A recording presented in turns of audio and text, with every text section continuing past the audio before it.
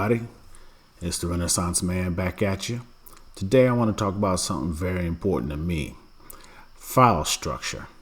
Now Mac has its own file structure where buried internally in your home folder are your things, your downloads folder, your documents folder, your movies folder, music, pictures, etc. When you're using apps on a Mac, they bind themselves to these folders. So if you ever need to incrementally back up your stuff, you have to really be careful about selecting the right folders and things to back up.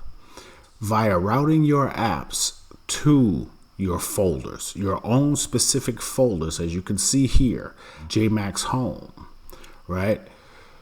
Now that one folder has been linked to all the apps I use, and everything I own in the world is in these folders.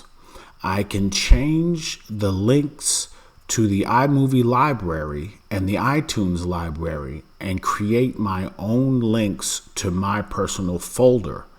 You do this by holding down the Alt key. Most people don't know this. That's everything.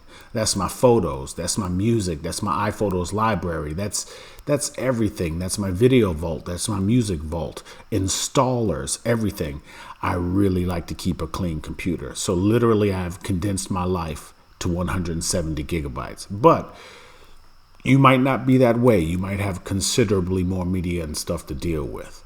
What I like to do is bury everything in this one folder called JMax Home. So if I ever need to back it up, I can just grab one folder and go.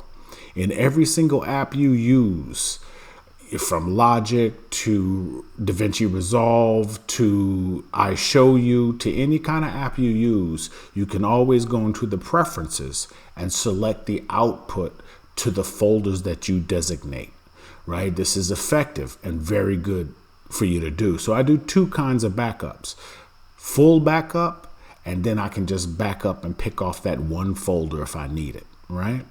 So through file structure, you can really manage your computer and your data to take it in your hands. Again, people have far too much faith in the cloud these days. I come from a generation where we liked having physical copies of our data, right? So you see here I have all my installers in place, vendor, right? So you're ready to go in that folder. You hit my installers folder, you're ready to go. Again, this is all in one folder that I call JMax Home. This is file structure at its best. It's almost Howard Hughes. It's almost OCD. Well, it is. But now right here, you can see the meat and potatoes. I have linked iMovie and iTunes to my drive and iPhoto. I've linked all of these apps to my folder, right? I tell the apps where to go. And that's the best thing about this setup, right? So you see here. So that's all my iTunes collection and that's all my playlists. So literally, if I have a clean Mac and I throw this folder into that clean Mac and I boot up each one of these apps by holding Alt, and I boot up each one of these apps holding Alt, I can then select those libraries and everything comes up exactly the way it was. Let's see if I can show you here. So it really is divorcing Apple's operating system from your life and taking control of your media. There's the option there. You see, holding Alt, it gives me the option to choose a library. Clean computer, throw the folder in, open up those three apps by holding Alt, link back, everything's the way you had it before. That's amazing. So rather than logging into iCloud and letting all your photos come back down to you, you can install that library, open iPhotos, point it to it, and you're good.